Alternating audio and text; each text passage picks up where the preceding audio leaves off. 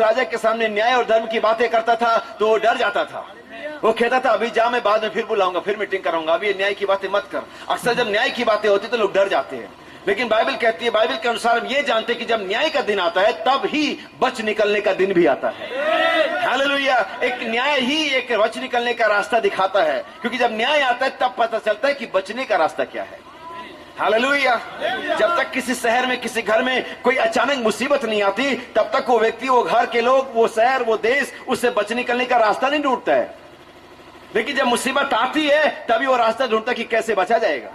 Hallelujah. जब दुनिया पर पोलियो ने आक्रमण किया, इससे लगभग 20-30 साल पीछे और उससे 50-60 साल पीछे, तब पोलियो का वैक्सीन या टीका निकाला गया। यानी कि उस बीमारी ने ही पोलियो से बचाव का रास्ता दिया। अगर वो नहीं आती थी तो रास्ता भी नहीं होता था। सो अगर न्याय ना आए तो हमारे पास ये दिखाई भी नहीं देगा कि रास्ता क्या है। और हम ये जानते हैं कि अब न्याय आने वाला है, और मैं ही नहीं जानता हूं, सिर्फ क्रिश्चियन लोग ही नहीं जानते हैं, मसीही लोग नहीं जानते, पूरा दुनिया जानता है।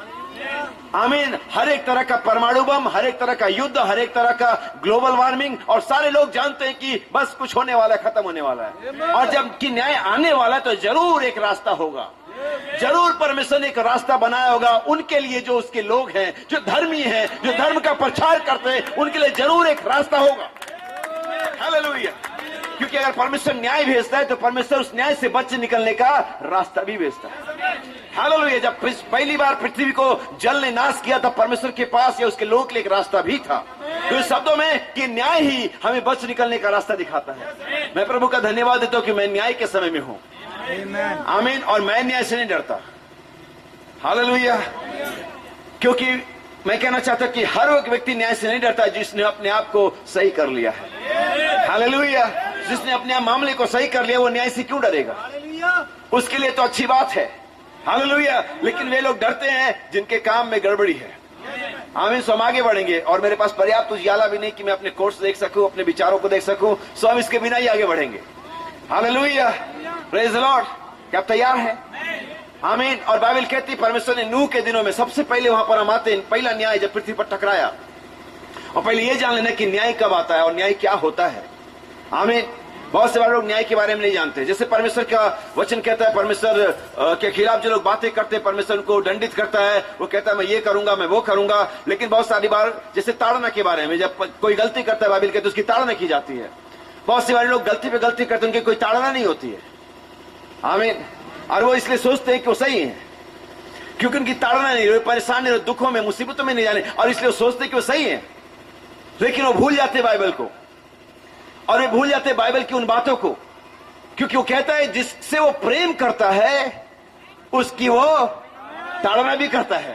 तो कहता है हमारी तो ताड़ना नहीं हुई इसलिए हम सही हैं, तुम पूरी तरह से गलत हो। है ना? क्योंकि तुम्हारी ताड़ना ही नहीं, परमेश्वर तुमसे प्रेम ही नहीं करता है। हालेलुया। क्योंकि जिससे वो प्रेम करता है उसकी वो ताड़ना भी करता है, जिससे पुत्र बना लेता है उसको परखता भी है। क्या आप समझे इसे?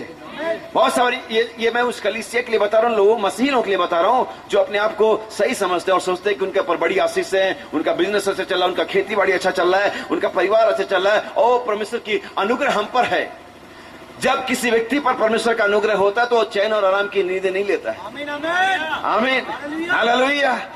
क्योंकि वो हर समय एक दबाव में रहता है। परमेश्वर उसको हर समय एक दबाव से गुजारता है। जैसे कि एक सोना, इससे पहले को प्योरिटी का उस पर मोहर लगे, छाप लगे, उसको परखने से गुजरना होता है। और अगर वो सच्चा सोना है तो उसको परखने से, भट्टी से गुजरना ही होता है, और उस गुजरने के बाद ही पता चलता है कि ये सच्चा सोना था। हालेलुया।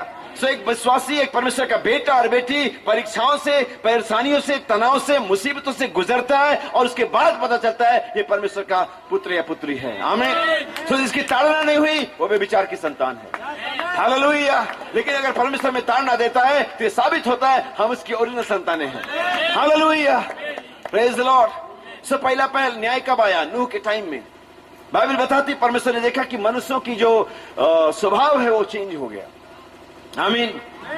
अब यहां पर मैं सिर्फ एक सवाल पूछना चाहूंगा कि कितने लोग संदेश में हैं? हालेलुया। दूसरा सवाल भी है, कितने लोग संदेश में? पहला सवाल था, लेकिन मैं पूछना चाहता हूं संदेश कितने लोगों के अंदर में है? आमीन। आमीन। सवाल ये नहीं कि आप संदेश में हैं, सवाल ये कि क्या संदेश आप में है। अक्सर लोग पूछते हैं भाई संदेश में है, वही वचन में है। लोग कहते हैं हाँ वचन में है। उसको पूछो क्या वचन उसमें है, क्योंकि वचन में आप आ सकते, अपनी मर्जी से आ सकते हैं। आप आ जाएंगे, आप वचन में आ गए, आपने एक बपतिस्मा ले लिया, आपने वचन को एक्सेप्ट कर लिया, आपने कहा प्रभु यीशु मेरा उद्धार करता है, ये आप कर सकते, करो। लेकिन क्या आप प्रभु यीशु मसीह को जबरदस्ती अपने अंदर में खींच सकते? और जब तक वो आपके अंदर में ना आए, क्योंकि आप वचन में हो सकते हैं। यीशु मसीह का अगर मेरी बातें तुम में और तुम मेरे वचन में बने रहो, तो आप वचन में बने रह सकते हैं। इससे कोई मुझे फर्क नहीं पड़ता, ना ही यीशु मसीह को पड़ता है। आमीन। आप वचन में बने रह सकते हैं, लेकिन क्या वचन आप में है? सवाल यहां पर है। ताजा भोजन है, लेकिन क्या आप खा रहे हैं? आमीन। ताजा भोजन है, लेकिन क्या आप खा रहे हैं? Praise the Lord. इसे मतलब नहीं क्या मुकाब है। नबी कहता है, कई बार लोग कहते हैं हम बीज हैं, परमेश्वर की संतान है। नबी कहता है आप बीज हो सकते हैं, लेकिन अगर बीज आप जैसे गेहूं का दाना जो लगभग नवंबर दिसंबर में बोया जाता है और वो लगभग अप्रैल तक उसकी कटनी होती है, अगर उस पर तेज रोशनी ना पड़े, अगर वो गेहूं है उस पर तेज रोशनी ना पड़े, तो गेहूं होने के बाद भी मर जाएगा।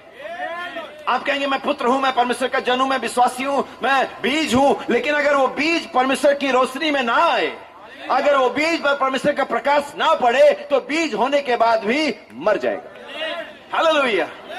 सो इसलिए आपको सारे चरणों में आगे बढ़ना है, सारी पोजीशन में आगे बढ़ना है, सारे वचन में आगे बढ़ना है, परमेश्वर के हर एक मार्गदर्शन में आपको आगे बढ़ना है, सारी आज्ञा मानना है, सारा वचन पूरा करना है। क्योंकि मनुष्य केवल रोटी से ही नहीं, कैसे जीवित रहेगा? नहीं, हर एक वचन से। मनुष्य वचन से नहीं जीवित रहेगा, लेकिन लिखा उसके